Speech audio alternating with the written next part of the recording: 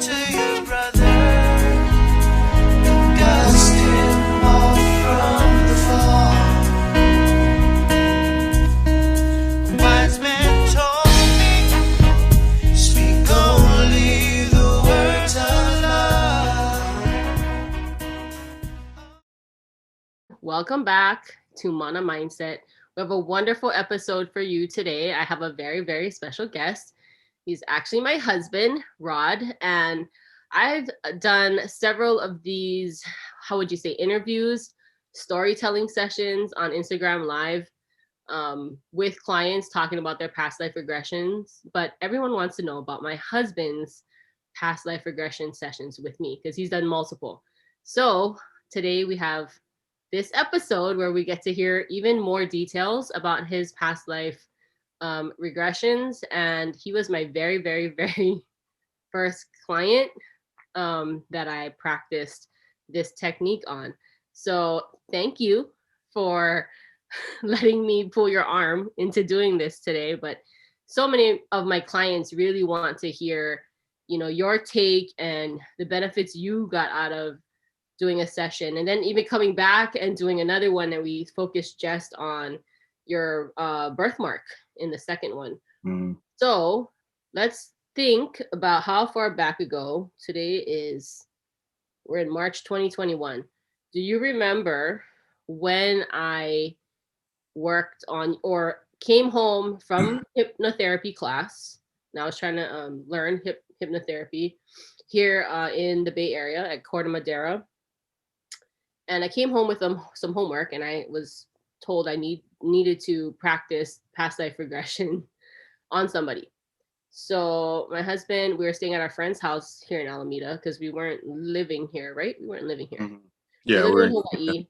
We're living in Hawaii, and I was here in California. He was working here, and we were staying at my friend's house. And I was like, hey, I know you had a long day, but I have to practice this technique on somebody. And I asked you if you could lay down and let me do this session with you. And what was your reaction when you first heard past life regression? I need to practice on you. Honestly, didn't really know much about it. It's not like I didn't believe in past lives. I just never really heard anyone talk about it and didn't have any experience with it. So I didn't even know you can go under hypnosis and look back.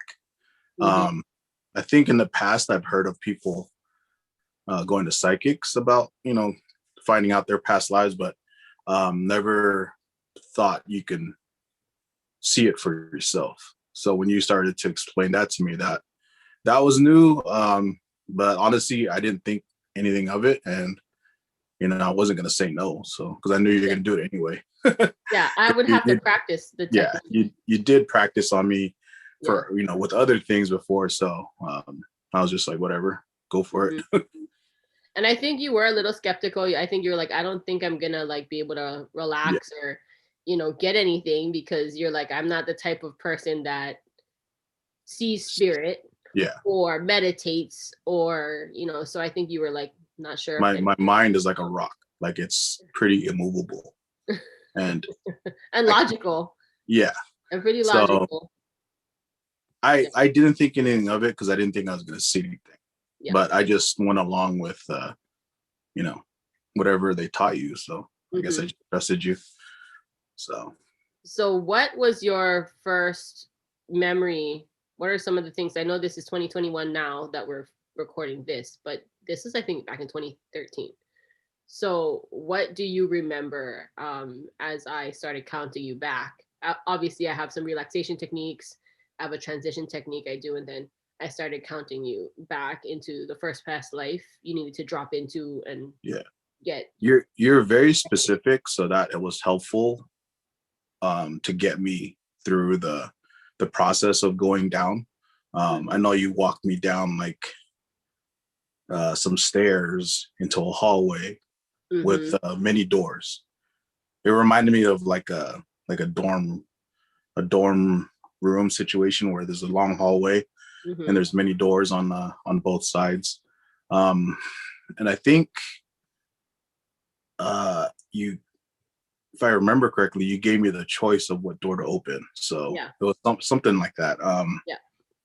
And the first door I opened, I believe it wasn't one of my lives, but it was kind of my happy place. I don't know if this is the order it went in. Yeah. Basically, the door opened and it was like a tropical jungle setting, but Okay. it was opening up to the beach.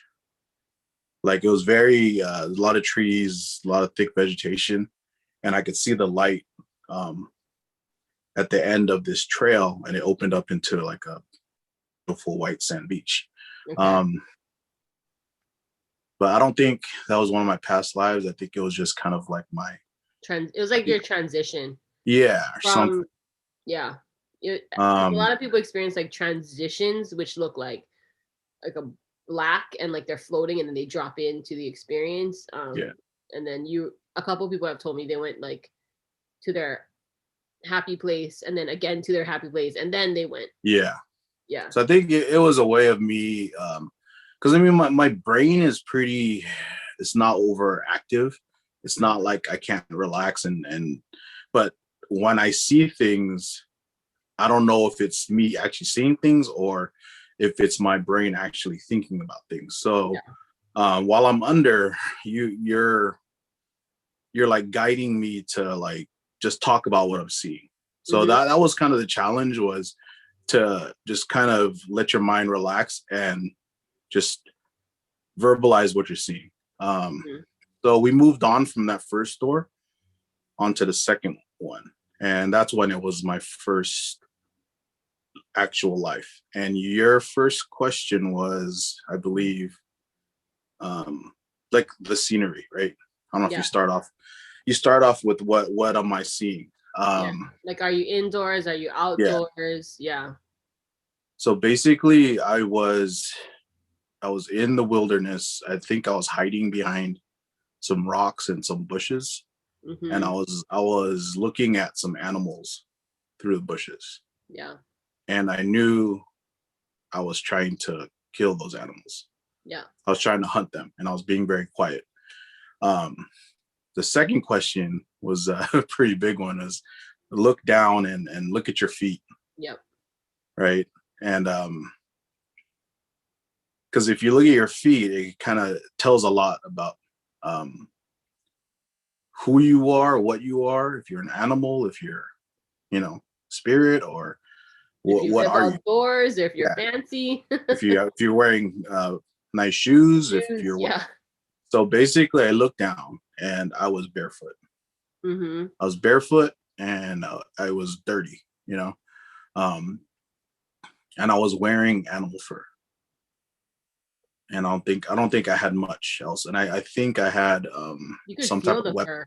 You talked about even like feeling it, like the sense of feeling. Like I till this day I know what that feels like. I know I know that it was cold.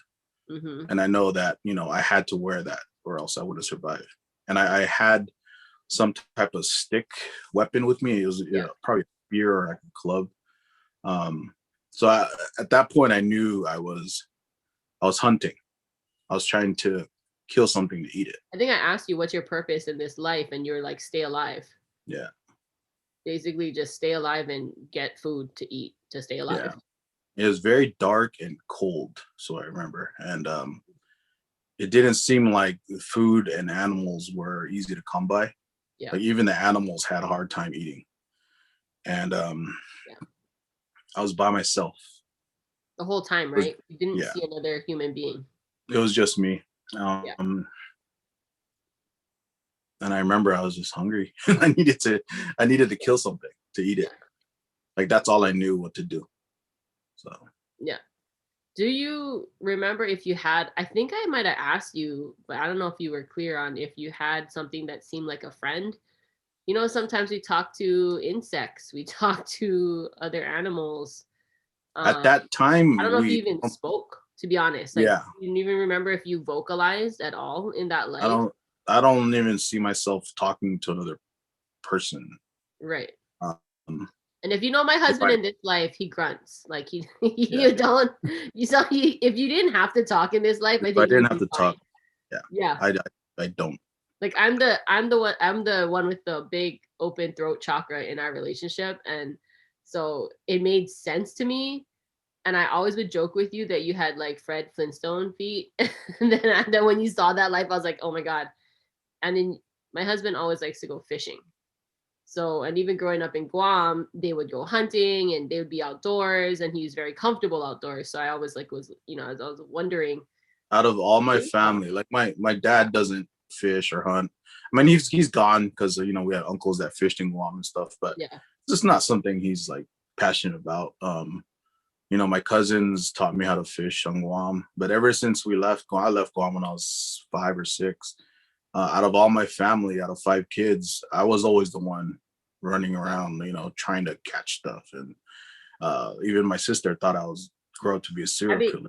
Like She legit warned me when I was dating you. She warned me, when we were younger, he would shoot birds and like like I was always trying to catch stuff. And even till this day, if I had nothing else to do, I'd rather be standing by the water trying to catch fish.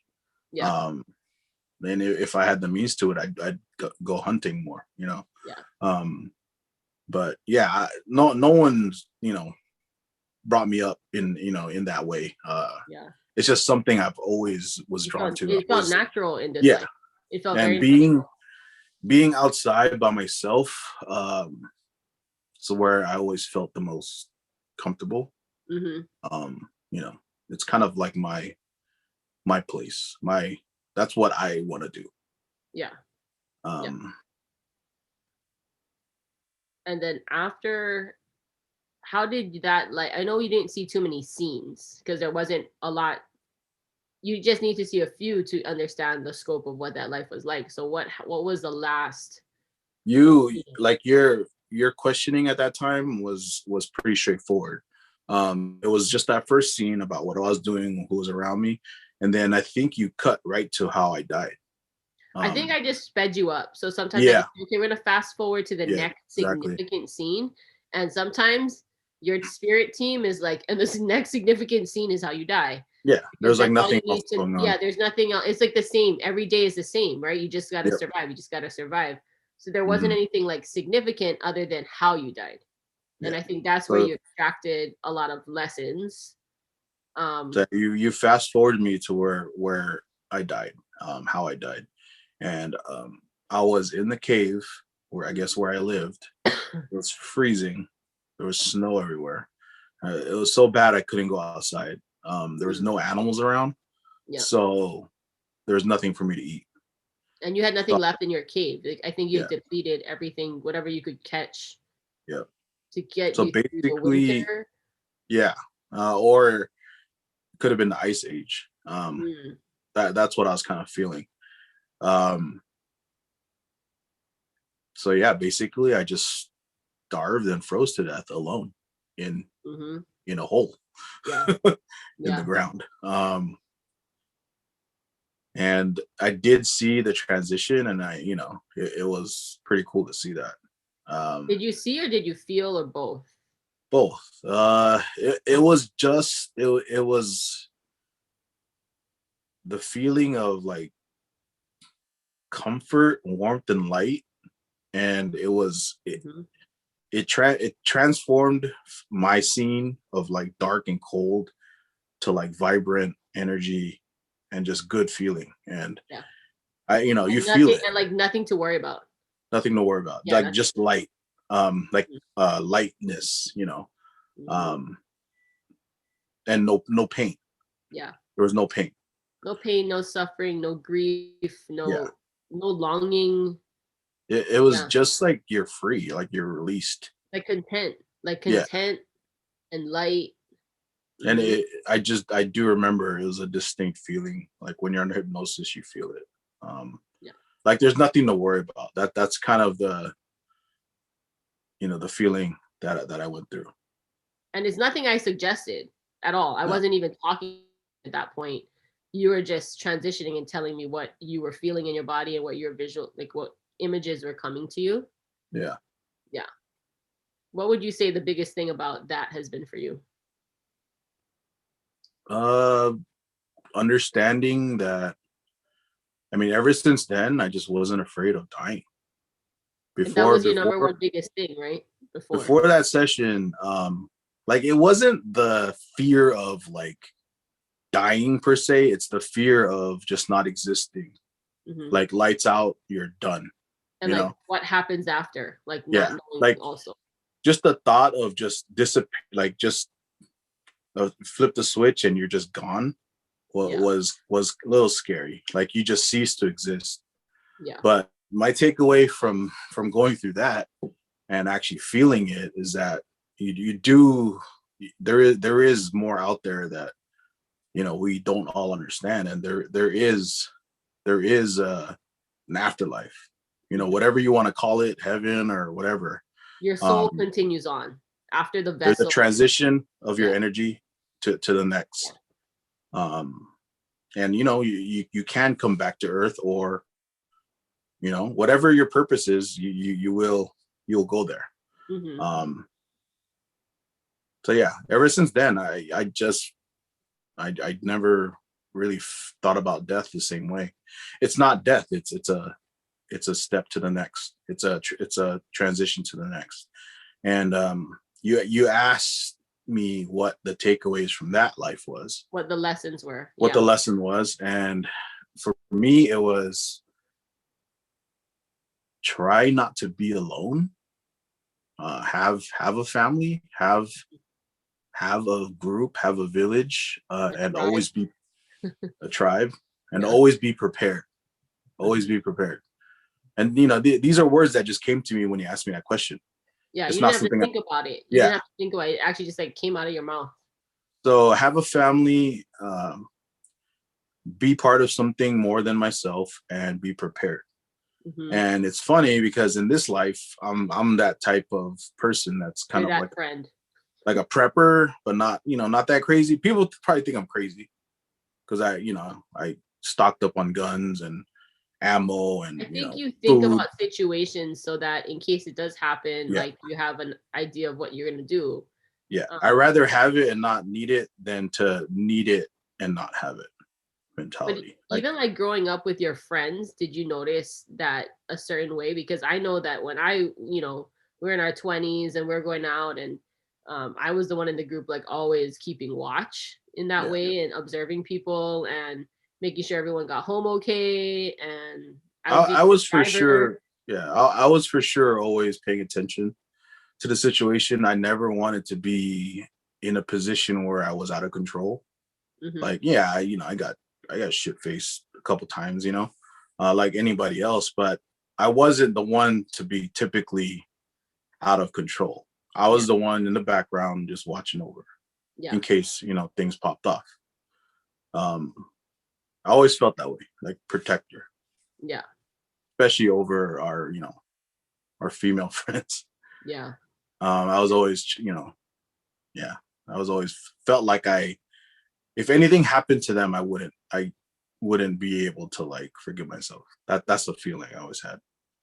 How else do you see that showing up in your life in like the last 10 years? This state of like, now that or after we had Reef was our first child. I mean, how did that feel? Like, okay, I'm a dad now. It's not just me. I mean, yeah. Or after you met me and then you add Reef to that, and now you have Taya, so there's like 3 of us. Yeah, it's like times 1,000, the protective instinct. Like I don't ever want to imagine what would happen if someone messed with them and I couldn't, I'd end up in jail basically. Like I don't think that's want like both of us. Yeah. Yeah. I don't want anyone to mess with my family. I mean, we have that story that we tell our close friends about Reef being bullied in preschool. Yeah. But when he was 2 years old, we I wanted both lost it on everybody. It's like I never thought I would want to like kick another 2-year-old in the face, but when you see someone with so much, well, Reef is just so chill, and he's not his heart is just like Yeah. he's When you see chill some other kid picking on your kid, but you know he's doing it like on purpose. fully on purpose and without any remorse, and his parents are not trying to do anything about it. Like, yeah, it took a lot for me to just to hold back. Yeah. To hold So yourself back. Yeah. that's something I gotta watch out for in the future. It was a good lesson, I think, for our family, but I think that was one of the few times in the last 10 years that we were both upset at the same situation, at the same level. And I have that, and the funny thing is when I met Rod, I just knew we both had like certain things that were the same. Even before I even spoke to him, even when I just saw you, I just knew I felt like I knew you before. Didn't know how. We still haven't seen that life yet, how we known each other in a past life, but I know being that protector in the group. I think that's what you were for your friends that night. And also just having that energy. There's like an energy of a protector. And I think you exuded that. And I think I exuded that. Like you even said, when we looked at each other, most girls in the bar or club would look away because you look scary. And I was not intimidated. So I just think that's kind of funny too, that we both have that kind of like, energy. And what was the third lesson, which was like the most eye-opening for me? What was the third lesson that you took away from the caveman life? Yes, I know what it was, because the first thing you said. Have a family? No, you said eat, because you never know when you're gonna eat again. And I was like, oh, okay, that makes sense. Because I feel like you never are hungry. Like you make sure you eat before you actually feel hungry. And that makes a lot of sense to me now. Because I'm like, people like, they don't want to die. So it's not about like, oh, I need to lose 10 pounds so I look better. It's like, no, I don't want to die. So if I'm hungry, I'm going to eat something. But it's just so funny because like that made sense to me too. Because we would go to restaurants and you would always want to eat, even though you're full and there's still food on the table. I'm like trying to call the waiter or waitress over to like, box it up for us and take it home. And you're like, no, we have to finish it. And I'm like, why? And you're like, because nobody gets left behind. Like, don't waste food. And like, you like lecture me about wasting food. And I was like, Navy SEAL of eating. I'm like, we can save the food. We can take it home for later. You're like, no, eat it. And so I don't know. I think somewhere still in the subconscious, you have that, like, I don't want to die from starving. And I had other clients who in this life, they want to lose weight, but it's not like a top priority. And then when we've done their past life, like they tell me they want to lose weight. I've done hypnotherapy sessions with them, but there's like this resistance. I can feel the energetic resistance after even like 3 or 4 sessions. And I'm like, how come they're not losing more weight or taking the subconscious suggestions I have about losing weight? So when we did this past life regression, I'm thinking about another client. She realized she died on the streets, cold, hungry in New York in like the early 1900s or maybe late 1800s, because she could see the cobblestone streets, but she was a foster child and didn't have anywhere to live, was around 17 or 18 when she saw that she died. She was a boy, I believe, in that life. But died cold, on the streets, no food during like a New York winter, right? And in this life, and all she ate, or when she was a he, was bread. That's all they had access to. And in this life, her husband was like, when we were telling the husband about the life, because he came in to hear it after the session, he wanted to hear me read the notes back to her. He said her favorite food in this life is bread. Like, I mean, who says that? Who says their favorite food out of everything you can eat in the world is bread? It's so basic. Yeah. But it was a staple back then. It really makes me wonder if people who are like on that show where you like the 400 pound, 500, 600, 700 pound guys or women, I wonder if they died from multiple lives of starvation. Yeah, like because I mean, multiple lives of dying from starvation would lead you to this life to not care if you're overweight. Dying from starvation it happened a lot, right? Throughout the year.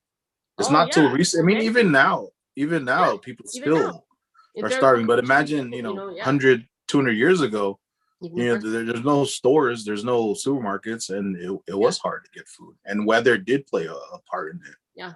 So yeah, a lot of people did freeze and starve to death.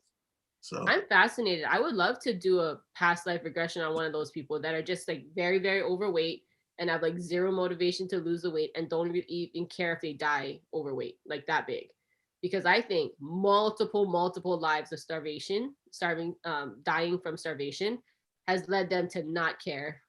yeah, in because this food life. is so easy now. Yeah. And so something in the subconscious we'd have to work on switching so that they know that they can get food anytime they need to and they're not going to die. Yeah. Because the fact that you told me like you're never hungry, I was like, wait, you told me that one time. And I was like, how are you never like sometimes I work so much that I forget to even eat. And Yeah. it's like 1 p.m. I didn't eat anything yet because I've been on the computer and I've been doing work. And you're like, no, that doesn't happen to me. Because the minute you say you feel a little bit hungry, you eat something. So you're never like ever hungry, where your Yep. stomach is growling and stuff. I don't think you've ever, maybe a few times in your life has been where No, I mean, is when I growling. had long days at work, I for sure wasn't eating. But I had something to drink, I had coffee or something. But yeah, there's very few times where where I'm you actually actually felt really hungry. stomach growling and like unless I'm out fishing or mountain biking for a long time. Other than that, though, it's food is always around. Yeah, It's too easy. I feel like I learned a lot about you in that life just hearing it. And I remember when you said eat because you never know when you're gonna eat again. I threw my pen. Like I was like, okay, this is I get it now. I get it now. Yeah. And then I remember when you were like, I said, what's your whole purpose in this life? And you're like, to get food and to hunt and to be on the prowl, basically, like, and I'm like, yeah, if he didn't have to work every day, he'd be fishing every day, or if we didn't have kids right now, you'd be like fishing every day. So I that made sense to me because sometimes I was like, okay, he's a little obsessive about the fishing thing. But then when I saw that, like once you experienced that life and you told me the lessons, I don't think I've ever like felt you were weird again about wanting to do the things you want to do. It just made a lot of sense to me. And then the family and kids, this is something that I don't know if you really remember, but I remember this. It was the first month we were dating.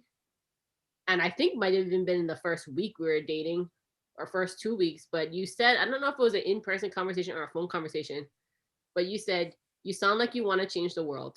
You have all these great ideas. That was like our third night. Like, so it was the same week we met, right? I think it was Pretty sure it was at my ties. Like you said, it sounds like you want to change the world. I'm a very simple man. I just want to have a wife and kids and, have a good life and be able to support ourselves. And just like not have to worry about money, and just have a family and enjoy life. And you're like, you sounds like you want to change the world. I'll be very supportive of that. I'm a very simple person. So I just always remember you told me like, yeah, I'm a very simple man. I just want to have a wife and kids and, be able to, that will be financially okay. I didn't really mean for you to like go out and try to change the world. Well, watch what you say. Because Yoshie always would tell you, Yoshie is my mentor, would always tell Rod he's a really good manifester without really trying. So you spoke that into existence that night when we met. You said you remember saying that the night we met, right? I think it was like the first or second time we hung out. It was either because I know we were at a bar. It was either at Mai Tais or Chart House. Like I feel the bar was right the first 4 days that I've known you. You said that I'm a very simple man. You're like, it sounds like you want to change the world. You have all these ideas and your energy sounds like you want to change. You're really passionate. Because you're rolling out your resume, so I was like, okay. Like I want to do some stuff. Yep. And so you spoke that into existence. I'm holding you. I also used to say that I want to be a stay-at-home.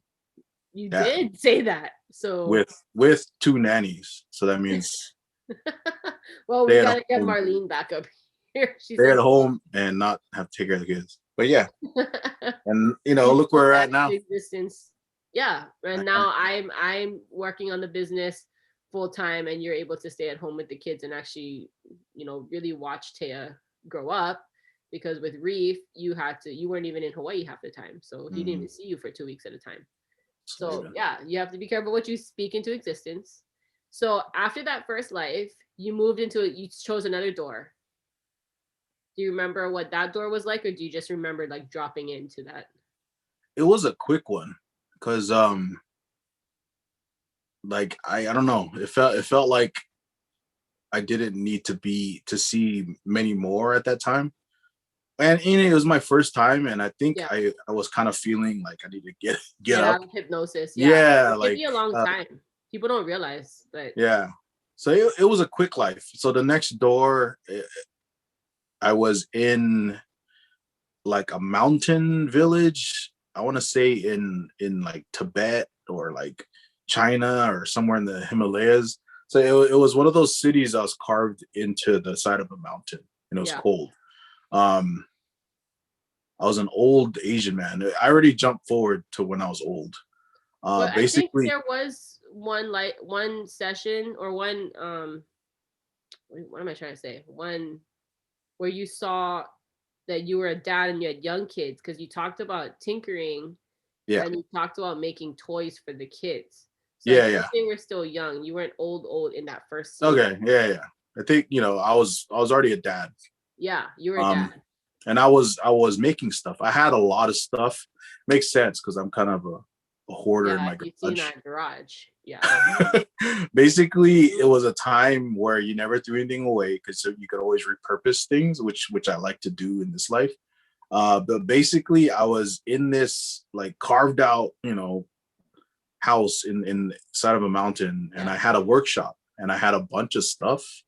I built stuff. I was like the town like handyman or inventor. Need I something would just, fixed or if they need to create something. yeah, I would take things and make things out of it. Mhm. Repurpose junk from other places, or and like you said, I would make toys for the Yeah, kids. kids. Um, and that totally translates to me right now because ever since I was little, we always, like, me and my brothers would always like take apart stuff, and we are always into like cars, like even when we got older. We're all into cars, and I get that from my dad too because he was Yeah. like that when he was younger. So just very handy.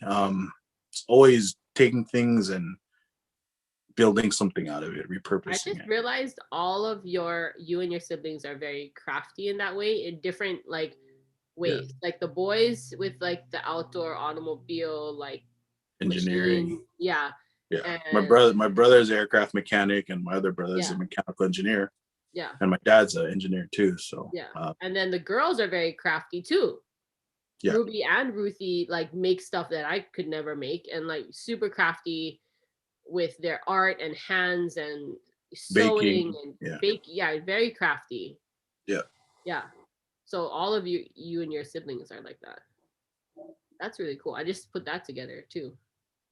And yeah. so So then you went from like so you had a wife and I think two kids in that life, you said, and mhm. then you remember you were a tinkerer and you made things, and then you were older. We fast forwarded to the next scene, and then what was that one about?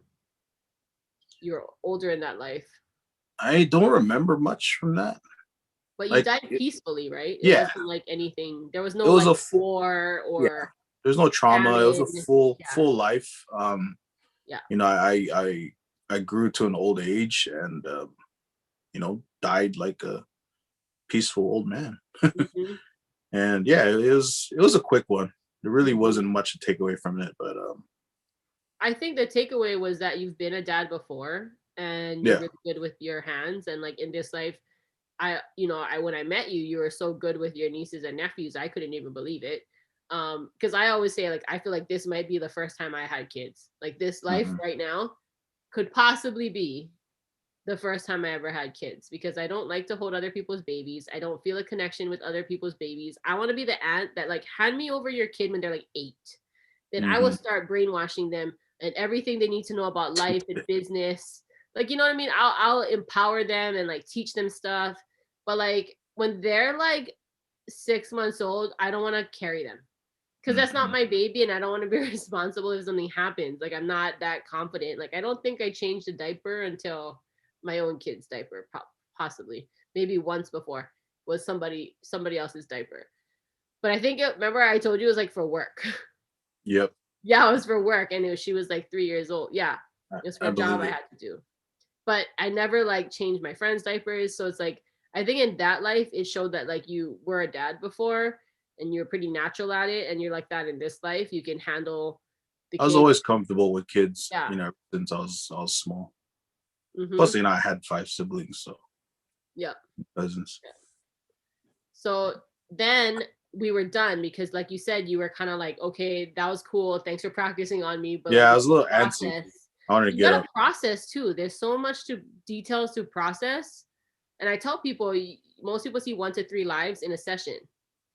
But you know, one of my clients recently saw 5, and she had a lot to process. She had to sit in her car for 40 minutes afterwards before that she was your first go around with it with me. Yeah. You know, outside of your training. So Yeah. I'm sure you're a lot better now because you've done hundreds of them now. Yeah. So I'm sure if I did it again with you, I'd probably see a lot more. When did we decide we wanted to go back in and look at the birthmark that you have, that you always made up a story that you thought you were like shot with a gun? It was a few weeks, like it wasn't that much longer after that. Really? And I know I can't you remember when we did it. I know we did it in Kunia back when we were at home. But okay. I feel like you did a couple sessions already with other people. Between the time. Yeah. So we went into this next one with full intention because that's the only ever thing we wanted since, to see. huh? That was the only thing we wanted to see. We weren't open to seeing other lives. We just wanted to see one. Because I was born with these 2 birthmarks, and I always thought as a kid that I was at war. Mm-hmm. And it was weird because ever since I was really young, and I mean, I grew up in like around the military because my dad worked for the military. Yeah. So I was always around, you know, war machines and soldiers and this and that. And I never had interest in joining myself. I never wanted to be in that position, but I was always interested in war. And I was always interested in the like camaraderie of it, and like not the big picture of why they're fighting. Like that's all like politics and bullshit, right? But I was always intrigued on like being down in the trenches with the guy next to you, and you're like, you know, just trying to survive. And they're gonna sacrifice. They might sacrifice themselves for you, like that kind of war, like brotherhood. War movies always intrigued me as a kid, especially when they got down to that level where it's like the human interaction of trying to kill another human and trying to survive. It's like, wow, it's like it was always. Maybe it's that you were intrigued with survival again. Yeah, that too. First life it was survival, and like this was a different type of survival. Yeah. There's like there's a predator. I mean, there's something trying to take you out. True. Yeah. So as a kid, I always thought like, oh, these birthmarks, because I have one next to my belly button and one on my back, just slightly lower than the front one. So to me, it always looked like I was shot, and it went through and through. Yeah. I'm not gonna show it to you on the camera because I might scare the kids. It's a family show. But here's my skinny picture. So that little mark to the top corner of my belly button. On your back is just a little lower. On the back side, it's a little lower. So I told Britt, I was like, you know, we talked about this before you even went to hypnotherapy training. Yeah. But I was like, oh, it'd be cool if I understood like what that was. So after my first session, we set up another session to like focus on that. So you know, the process was the same. She talked me down. You were more comfortable now. You like knew what to expect. I was excited. You know, I wanted to see what this was all about. So I opened the door, and I'm in like an African scene. Like flatlands, it was dry, it was hot, and there was like these huts with grass roofs and mud walls, and it was a village. Yeah, there were a lot of people around, and I I looked down. People back then weren't wearing much, but I just remember I had this really ornate chest piece, like a necklace, like with beads, like very colorful, and no one else around me was wearing that. And I was a man. I was probably like in my 20s, like mid to late 20s, maybe even early 30s, but I was fit and I felt like I was in charge. Yeah. And it people were coming to me for things. Every and advice, like, yeah, you were the one who made the decisions, like the final say. Yeah. So it was like a smaller tribal village, and I was like the chief of the village. Mm-hmm. And in this life, there was a few roles where I was, in a leadership role. Like I know if I had to, I could command people to work toward the goal. Like football, I was, the captain for defense and stuff like that. It's funny because I even played paintball in my teenage years. Mm-hmm. And I was like, when it comes to like sports and combat and like strategy, yeah, I was the leader. I was always like the front runner. I was the tip of the spear, just leading by example. And that was a role I always felt comfortable with. Like, if anyone's gonna die, it's gonna be me first. Like, not any of my people. So I was just, looking around, like things were good. Like I knew we were warriors. We had to fight because back then there was a lot of small tribes, and you always had to fight to protect your people and your land from other tribes. I think, and your resources. Yeah. You had to protect your resources. There was always other people trying to, invade and attack. So I knew we had spears. I was always carrying a spear. And I remember that must have been comfortable since you carried a spear. Yeah. Life too. This one was a little different because it had metal in the front, and it was like a really long. You're like, oh, this is a better stick in this. Yeah. It wasn't rock. Like I actually had long metal tip, and I was like, okay, this is good. So yeah, for many years it was good. We're in peace because we had pretty good, army. You fast forwarded to when I died. And that's when things like really things started. Really chaotic scene, I think. Yeah. You found yourself in the middle of. So basically, our village was getting overrun by the other tribe, and they had a lot more people. Like pillage, like they were just. Yeah, and I was older by this time. I was so old that I couldn't fight. I was still like the chief, but I wasn't, like the roles were a little different. I'm sure there was like a younger person in charge, but younger warrior. I was still, yeah, I was still the elder. And I remember sitting in the hut and just, hearing all the carnage going on, and things were on, the commotion. Yeah. There's things on fire, like they were burning our village, and I knew this was it. Like I knew my time was up. Yeah. So I stood up and walked outside. I didn't even like carry my spear, but I still had my chief your ornate like chest piece on. Chest piece, yeah. I don't even know if you had a headdress too, but no, there was something, but yeah, I just remember that wearing the chest thing. Piece. And I stepped outside, and there's people running all over. It was chaos. Like people were just, my people were dying. Yeah. And it was weird because I was kind of at peace. There was death and everything going on, but I was at peace with it. And I knew this was time. Yeah. So I stood out there, and one of the soldiers from the other tribes came up to me. He was a young guy. Young guy. Yeah, young. And he, we looked at each other, and he just stood there for a little bit. Just we just looked at each other because he knew who I was. Yeah. And it was sort of like an honorable death. Yeah. Like we both gave you knew the respect. Like he's like, I'm gonna have to kill you. Like you're not like I'm gonna have to kill you, but I can do it in a more he was very respectful, honorable way. So I didn't fight him, and I just stood there, and he shoved. I remember he like that. So that motion up and down was exactly, the birthmark position. Because it was right at my waist, right by my belly button. And it's literally just like And a then guy standing and the next to me. birthmark on your back is slightly lower. Lower, yeah. So it was like, yeah. And that was it. I died. And I forget what we talked about after that.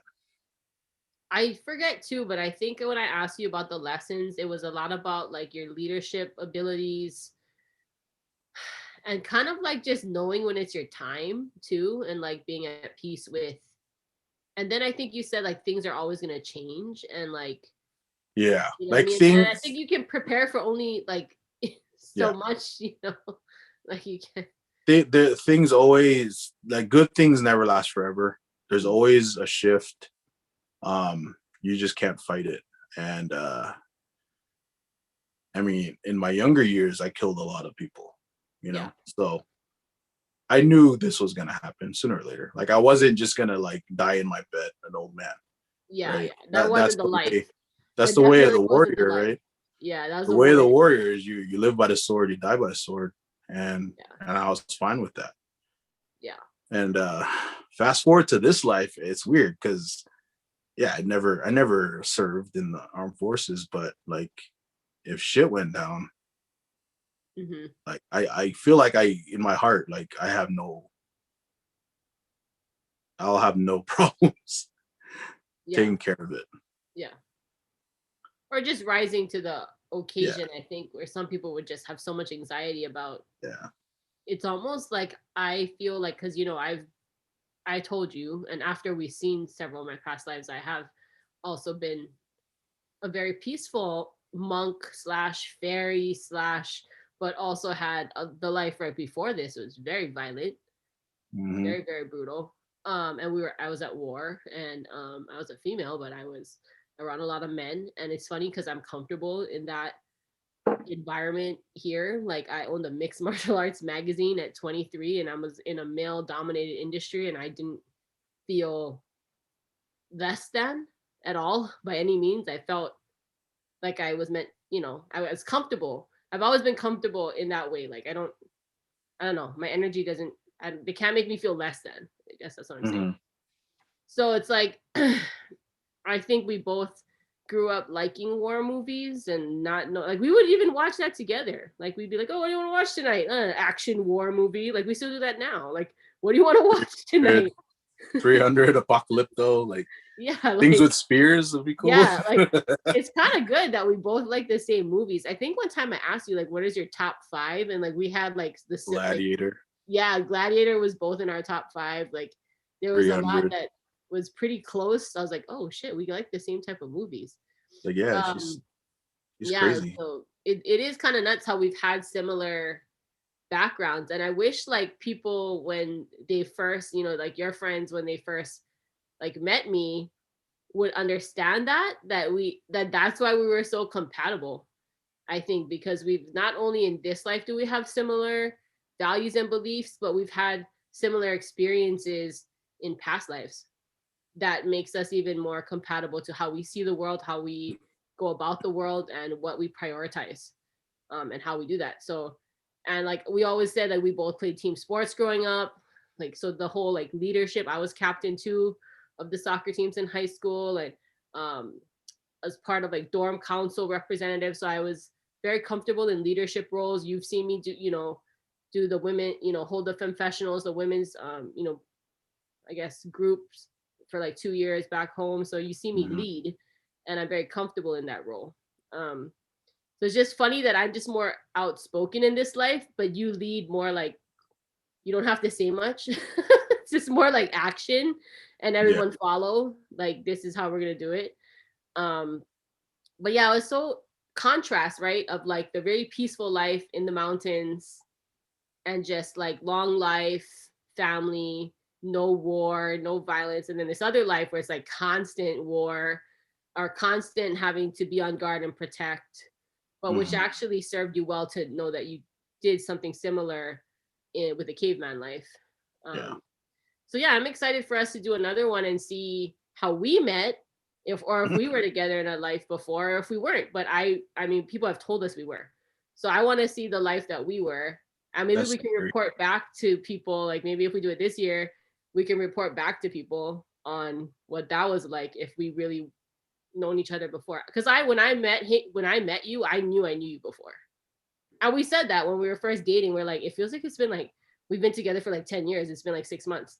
So I really want to see what that's about. But the last thing I wanted to share is something I experienced when I was pregnant last year, right? Last year, the beginning of last year. Yeah. Yep. So the beginning of last year, I was very pregnant. And this is, yes, I gave birth during the pandemic. And Taya, our daughter, is now 10 months.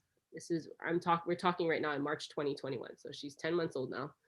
And one of the things I wanted to treat myself to, and I don't trust too many people to do a past life regression session for me because I like my process. I wish I could do my process on myself. I feel a little envious of my clients sometimes because I get to facilitate for them, but I wish somebody could facilitate for me the way I facilitate for others the session, because everyone has their own style, and I've just learned that my process is what works for me over the years. So I went to a good friend, and she learned Reiki from me, and she started her own business here in Alameda. And so I trusted her. So I was like, hey, can you go and, facilitate a past life regression for me? This is my treat to myself before my daughter is born. I want to see, maybe how I knew Rod, or I want to see like more of my past lives. So I'm all excited. This is my treat for myself. Like, this is great. Like, I'm going to invest in this.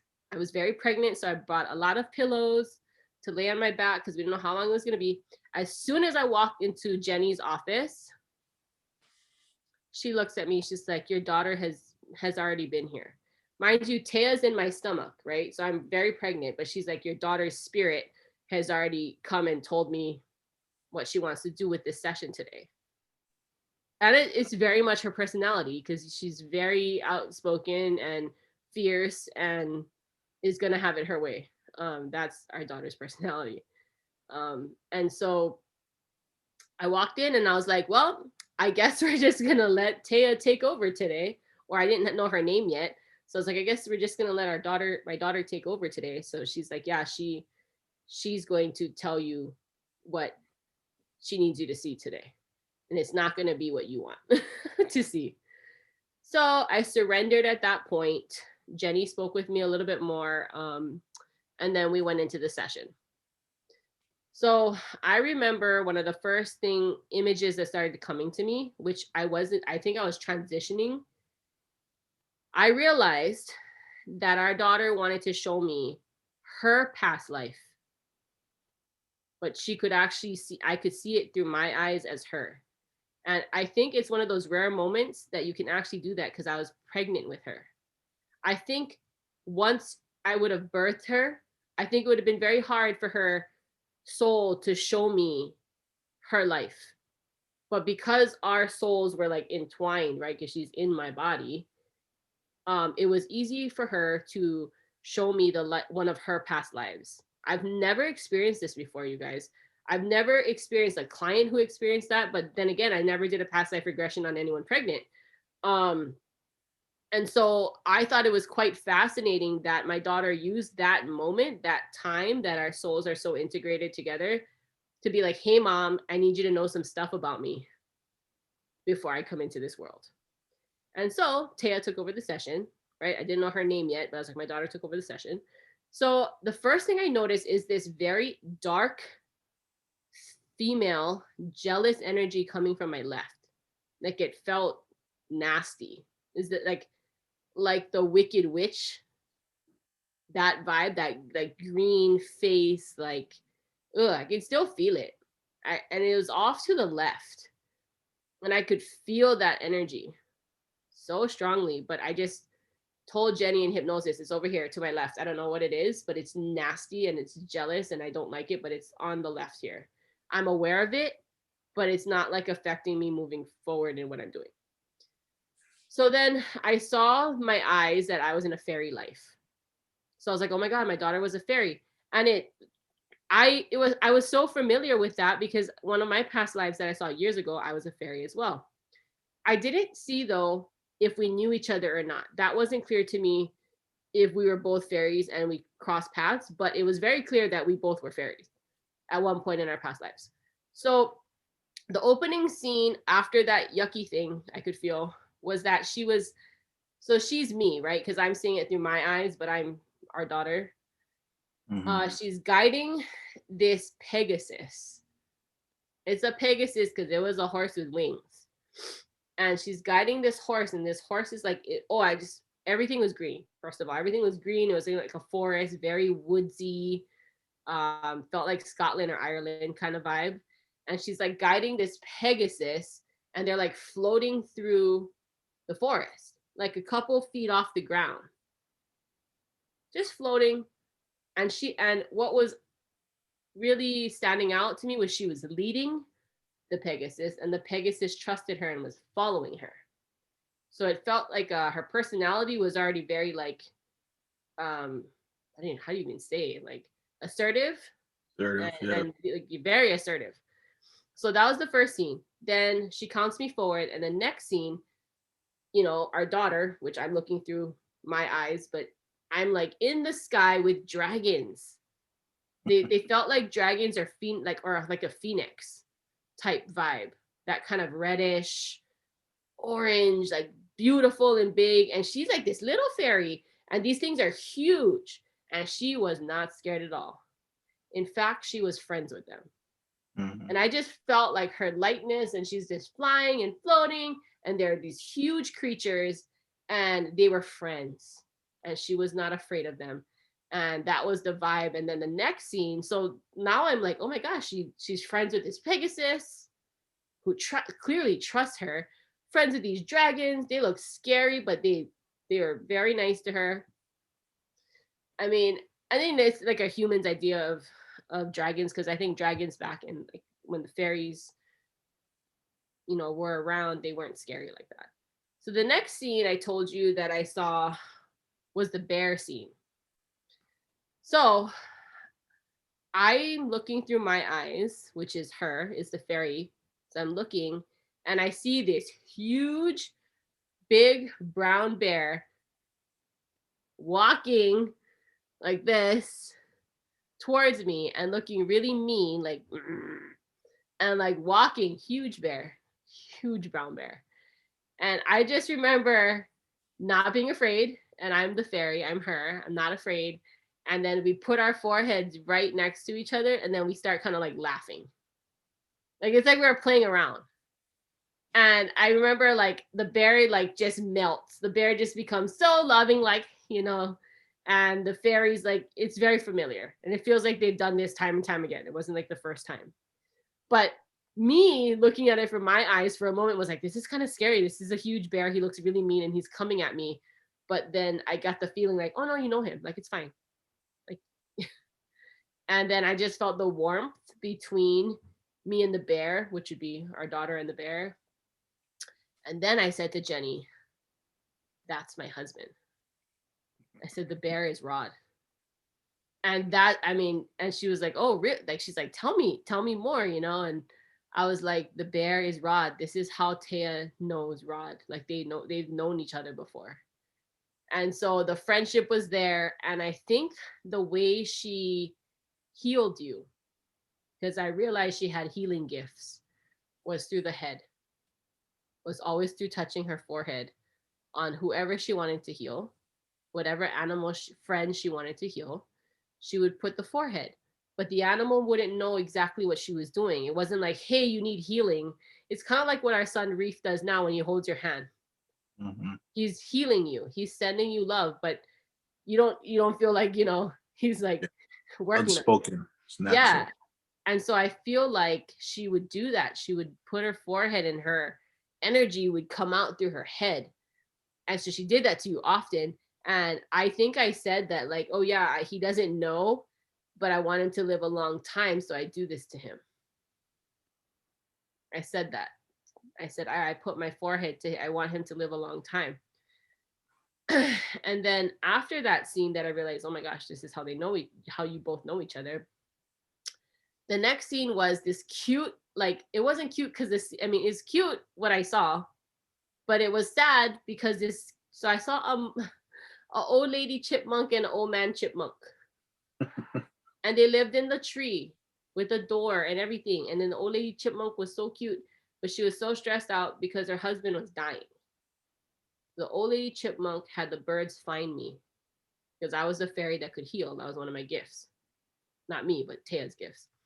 So then I went to, they got me and I fluttered over to the chipmunk house. And I remember seeing the man chipmunk and the woman's just, the wife is crying, so upset. And I remember scanning his body and it's like lifeless, like all barely alive, like almost zero life force energy running through. And then I put my head to the chipmunk man, and the chipmunk, and I breathed, I actually like breathed life into him, not only with my head but like with my breath. And then his life force energy got strong and he like came back, like he was okay. And then I just remember the woman chipmunk was so overjoyed, so happy. She was trying to give me all her nuts, her acorns, and I'm this little fairy. I can't carry it anywhere. I'm so little. And I'm like, no, you know, and then she was trying to give me something to say thank you. And I was like, I'm very well provided for. Like, you need this more than me. Like, you take it. It's fine. I felt that. I felt like I was always provided for in that life. I never had to worry about anything. I think everyone supported everyone in that, which is so different from society today. I think like everyone just supported everyone. So I never felt like I didn't have what I needed. And I just felt like I was friends with like every animal.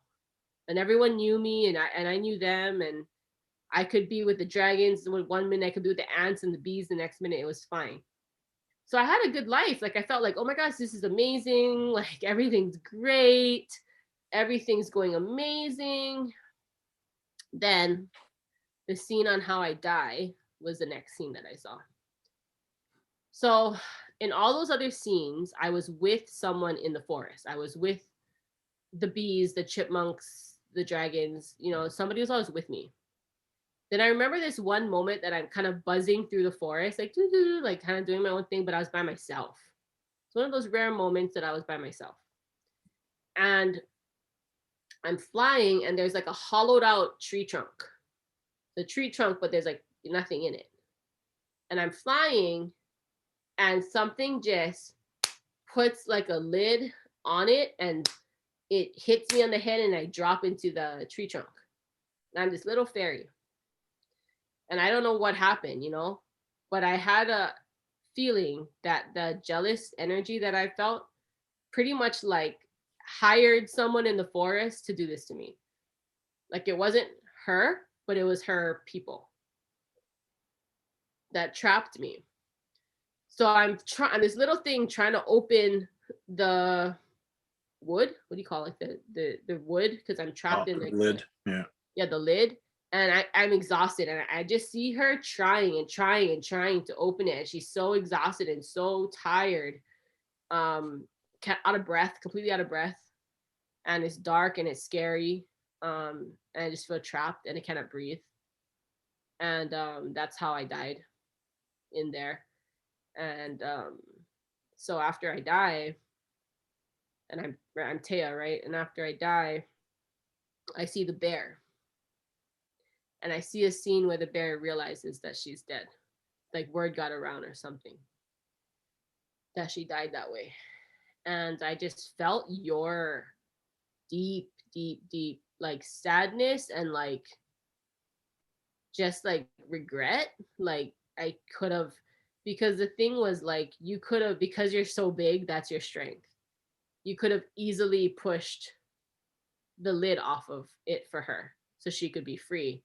You know, she has such a superpower of healing people, but she can't push something that much bigger to get herself out. This is the only way that they could have like killed her, trapped her, or whatever, right? So I just felt like the rest of your bear life, you were just never the same.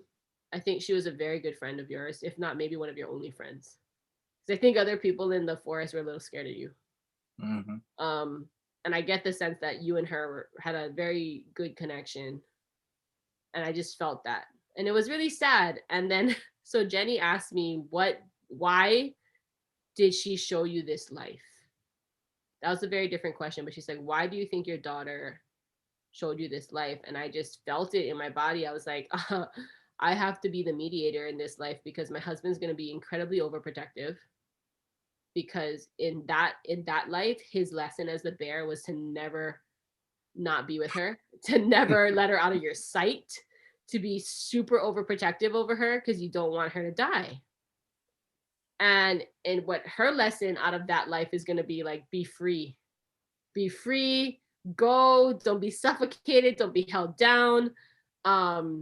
Like, because she was always free. That was just the one moment in her life she was trapped.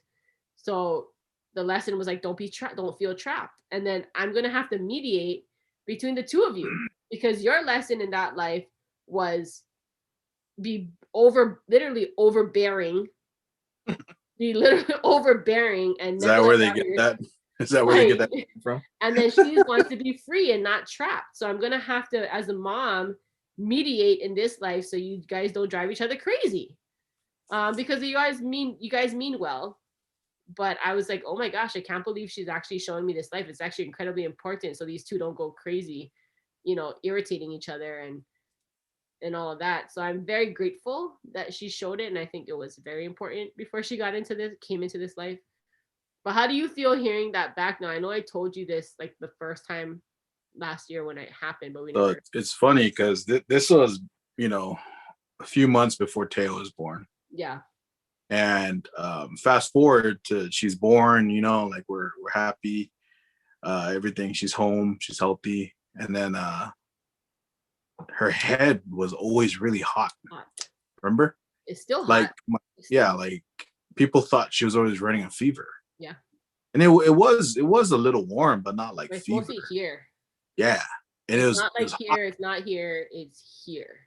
So we always remember this story, like, oh yeah, because that's her healing energy coming out of her head. To her head. And her hands are hot and her feet. So yeah, that was funny because it really like brought it together. Like, wow, that story, it validates it for us. And what does she do now when you're playing around with her and you're being like growling at her and like not like snuggling with her, but being like a bear, like and she always growls back at you. Yeah, like she gives it back to me. She's pretty fierce, but she's like never scared of me. Like I try to like scare her and she just laughs at me. Yeah. Like, I don't know. It's just funny. Yeah. like, yeah, she always doesn't even flinch. She's like, yeah, no. Like she knows your heart. She's like, no, you're good. Like, this is just how we play. And this is how we've played before. So yeah, I'm really fascinated to see how we know Reef, or like how I know Reef. Or here's the picture you found. Oh yeah, and then I found this picture that I had to absolutely get. I found this on Etsy, and I was like, oh my god, this is how this is the big, like this big bear. This is what I saw, and then that's like, how small the fairies were. So when I saw that on Etsy, I just had to buy it. I was like, oh my god, this is it. And we have another picture too somewhere, but like, oh, there, you're showing it. Yeah, and then I got this one too, where she's riding the bear. And I feel like she probably did that because, the way she was like leading the Pegasus and hanging out with the dragons, like, so fascinating. I just can't, I kind of want to work on another pregnant person to see if their child would do the same for them, to show a life. Yeah, like show the mom their life or something. Yeah, you'll get your chance.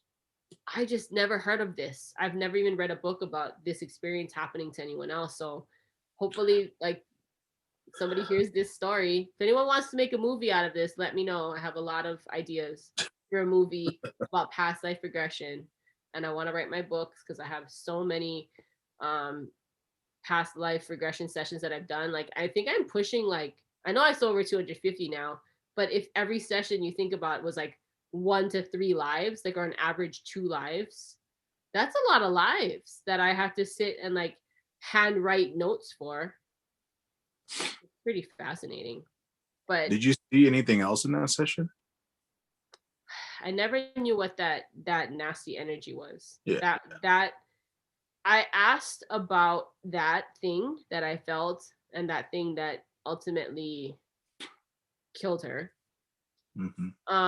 They just said in this life, just it's nothing we have to like be overly worried about, but there's gonna be a lot of haters. And we're just gonna have to teach her how to deal with it, basically.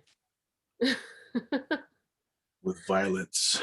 No, not with violence, but She's gonna be trained in the arts.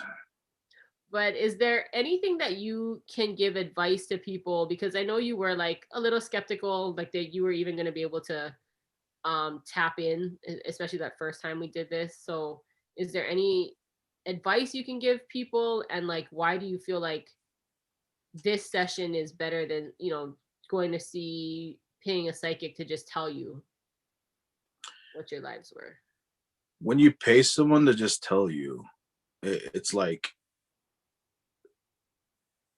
watching TV, of like I'm into mountain biking. It's like watching someone on YouTube mountain biking versus jumping on your own bike and going to that trail yourself. Like to see it through your eyes. Like I felt the sensations and the emotions while I was under, and it was very powerful. And once you started seeing the vision, that it started flowing, like if it feels like you're there. Yeah. And that's super powerful. Like you're especially that person. Like that's you.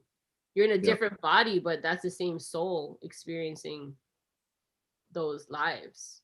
And when you feel that transition and you feel the the part after death, and you're still like conscious, your energy and your soul is still aware, like that really it's really powerful in this life, because you don't fear it. You don't fear the end. It's because there is no end. It's just the next step. Yeah.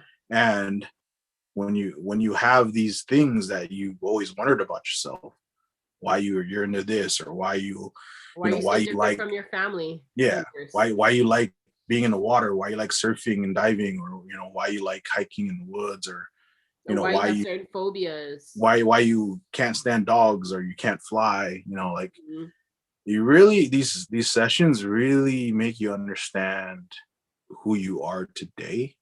Yeah. And it's, I don't know, it kind of puts you at ease. Like you feel more comfortable with yourself. There's less questions of why am I weird? Why this or that? So I don't know. I think like more subconsciously like it did like feeling content. Just like content. Okay. Yeah. Like you're just sure of yourself. You're more sure of yourself. And I don't know. It's almost like, okay, this is my life now. So what are my lessons? What do I do differently to like, I don't know, to like help for the next one? I don't know. It's like good, better karma. It's like my physical time here, I shouldn't be wasted, or I shouldn't be stuck in the same patterns as I was before. Like learn your lesson, move forward, and do better this time. Yeah. And you might have another chance. Like you will come back at some point. If you want to learn more lessons and you feel like you still have some unfinished business as far as things you want to experience on the physical plane. But I do feel a lot lighter walking around knowing that there is a transition. There is life after this. It's not scary. It's not heavy. Even when I just feel like truth though, doesn't it just feel like truth? Yeah. Like now when I hear of people dying, I'm not that sad. I'm sad for the people they left behind, but it's like, oh, okay, good. They're okay. Yeah. Yeah. Like, damn, like almost like not jealous, but like, oh, like cool. Like they're experiencing that feeling that I had, Mhm. like they're going through it now. It's like good for them, Yeah. like they lived a good life. It's like, yeah, they left loved ones behind, but it's like they're in a good place, Yeah. So Yeah. that's that's more of how I look at it now.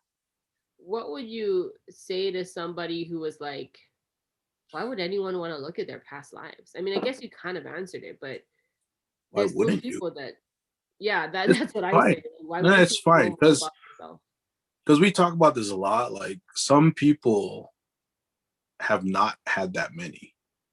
Some Yes. people's souls are pretty young where this might be their first time on earth as a human, I think right? I've met one of my clients who this is their Yeah. first time. And you kind of tell, like, you meet someone, oh yeah, they're old soul. Like they really probably were an old soul. But then you meet people now, no matter what their age, and they're just like spiritually immature, right? Yeah. Like they're just one layer to them. What you see is what you get. Um, but I mean, if it's not for everybody, obviously, like you're not everyone on this earth is gonna do this, but Yeah. there are, like, it's not your job to convince people it's real, because there are plenty of people The one that want to do it. ready. So this is for I'm the booked out people. till May Yeah. we're in March. I'm booked out 2 months at least. The purpose of telling our stories is for those people. There are plenty of people that want this, because I know it helped me so much, and I was just a guinea pig. Like it was, I wasn't You had no seeking it out. expectations. Yeah, but there are people out there that are walking around with, not sure themselves, and just have a lot of questions about life and their purpose. And this, because you tell me pretty much all the stories when you come home, and I'm like, Because my they're mind blown, fascinating. It's mind blown every time. And we always talk about, like, people need to share these stories because It's they're like watching the so, History Channel, yeah, but and better. but it's like someone's personal history. Yeah. But it's so fascinating to see what they are and what they're doing in this life, um and how it pertains to their past. And it's kind of funny, like there's some ironic situations, and like you're a different race, completely different, economic situation. Like Mhm. it's so funny, and there's so many, like, sky's the limit with these stories. It's But I crazy. think that's the point. Like, I think that's why the soul comes back because they want to experience the opposite. So a lot It's of times lessons. somebody be like really rich, and then another life Hmm. they'd be like more modest or poor. Hmm. Some lives like mine right before this, it was all war. And in this life, I'm trying to help people like tap into their healing abilities and help people heal. Not Yeah. just me doing the one-on-one work, but me also teaching others to tap into their own abilities. And so it's like I feel like my soul was like, hey, let me come back and try that other thing again. Like, Hmm. like I had peaceful lives before that war life, but I think it was like so much bloodshed and unnecessary Not your that fault though. Like I think no, you yeah, could have been a healer then. It's just you were living in a country where war came to your country, and yeah, you had to yeah, protect your people, and yeah. that's what you would have I done think that was now the if you're in a purpose. situation now. Yeah. And So in this you're life, I just have being you. like a different opportunity in this life. So I welcome people to reach out to me. My sessions are very limited. My one-on-one work is very limited these days. I'm focusing more on teaching, speaking, um, and group work, group virtual work. I need to write my books.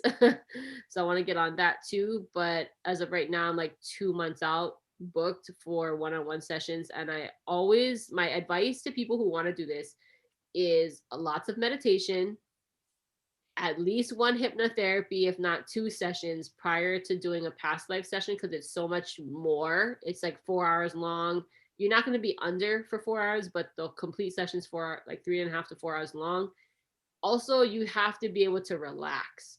And so if you've never done hypnosis before, if you are so in your head, more meditation, and at least trying one hypnosis session with me. You could do my mana sessions, which is my virtual group distance Reiki and hypnosis sessions that I do every week. You can experience what that is like to prepare you for something this big. because people need to realize, like, I'm not telling you what your lives were. You are telling me, because that information is coming to you, and we're talking to each other the whole session. So I'm not telling you what I see. You're telling me. So to be able to relax and tap in, to get yourself ready, you would need to do a lot of, meditation leading up, and also some hypnosis work.